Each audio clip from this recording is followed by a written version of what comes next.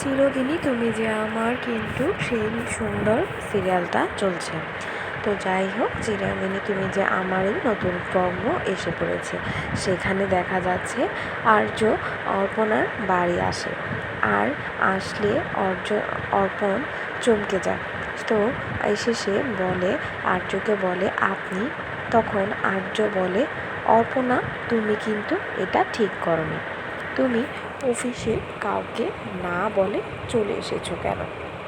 তখনই সেখানে শেফালিরা আসে এবং এই বৈশাখ মাসে বিয়ে ঠিক করার কথা বলে অর্পণা। এরপর অর্পণা বলে আমি কিন্তু এই বিয়েতে রাজি। তখন অর্পণার মা খুশি হয়ে বলে সত্যি তুই রাজি? তখন অর্পণা বলে হ্যাঁ মা, আমি এই বিয়েতে রাজি। আর অর্য স্যারও তো তাই চায় যে আমার বিয়েটা হোক।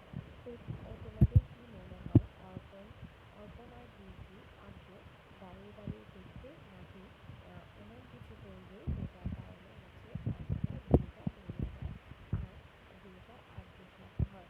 গল্পে নতুন মোড়টা কোন দিকে যায় তা দেখতে কিন্তু অবশ্যই চোখ রাখতে হবে। আর তোমাদের কেমন লাগে চিরদিনই আমার এই সিরিয়ালটি আর অর্পণা আর আর্যর জুটিটা কেমন লাগে তা কিন্তু অবশ্যই কমেন্ট বক্সে জানাতে ভুলবে না।